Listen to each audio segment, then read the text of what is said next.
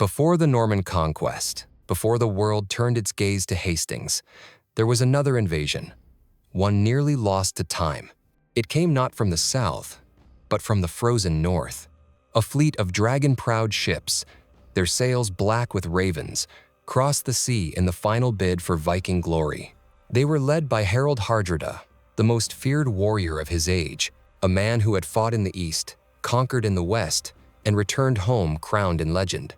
He was called the Thunderbolt of the North, a king born for war, and the last to carry Odin's fire in his heart.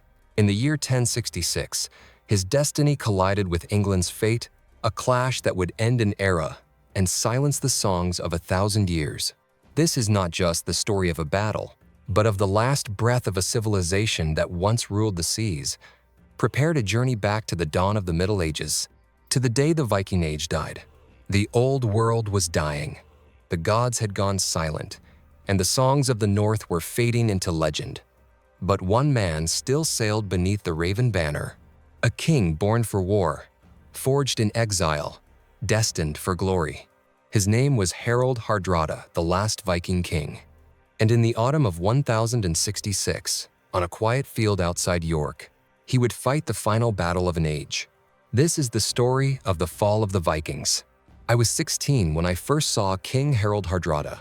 To us, he was more god than man, tall as an oak, eyes like blue steel. They said he'd fought in 100 battles, served the emperors of Miklagard, and carved his name across the lands of the Rus. When he raised his banner, Land Ravager, we swore to follow, not for silver, but for glory. The winds were kind as we set sail for England. The oars groaned like beasts beneath our hands. At night, we spoke of soft fields, easy plunder, and of the throne our king would claim. Harald had made a pact with Tostig Godwinson, brother to England's king. Together, they would rule.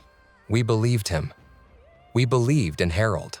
Near York, the English earls came to meet us. Their shields locked, their spears glittered like frost. The ground shook beneath their charge, but Harald's line held fast. Then he led the counterattack axe in hand, cutting through men as if they were reeds. By sunset, the English broke. York surrendered. Harald stood among the dead and declared the land his own. We cheered his name until our throats bled. 2 days later, everything changed. We rested near the river Derwent unarmored, unready. The air was warm, the fields green, and silent. Then came the shout from the lookout, and the horizon filled with dust and steel. Harald Godwinson, the English king, had marched 200 miles to meet us. We scrambled for our weapons. Some fought half-dressed, others still eating their breakfast. One giant of Norway held the bridge alone, cutting down every Saxon who dared cross, until a spear rose from beneath the planks and found his belly.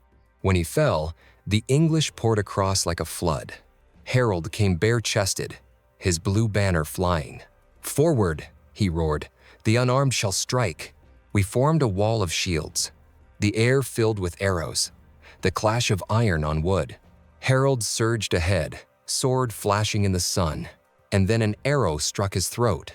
He fell to his knees, blood pouring down his chest. For a moment, he tried to rise again, but the last Viking king fell in the heart of England. When word spread that he was dead, our line wavered. The English pressed hard. Our wall broke. The field became a grave. The river ran red.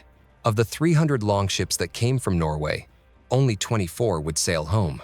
We rode in silence, the sea like glass beneath us. Not one man spoke Harald's name aloud. We didn't have to. Weeks later, word reached us.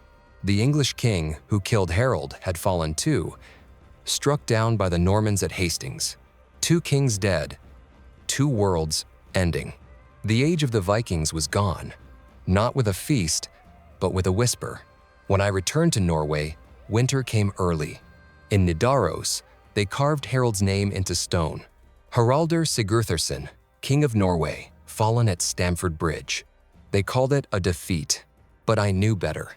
He had lived as the sagas promised, crossing oceans, defying emperors, and dying with a sword in his hand. The last king of the North, and the last of his kind. When Harald Hardrada fell beneath the gray sky of Stamford Bridge, the old gods turned away, and the songs of the north grew quiet.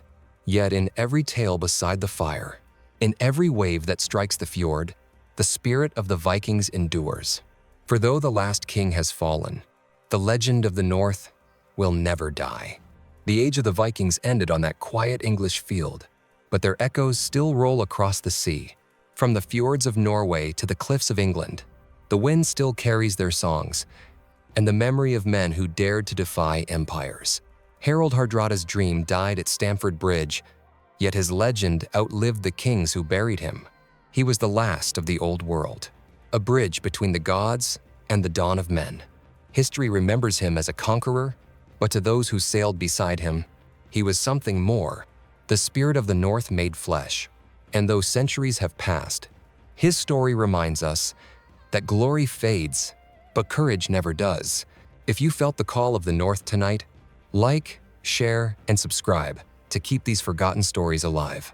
Every legend deserves to be heard, and every voice of the past still echoes, waiting for someone to listen.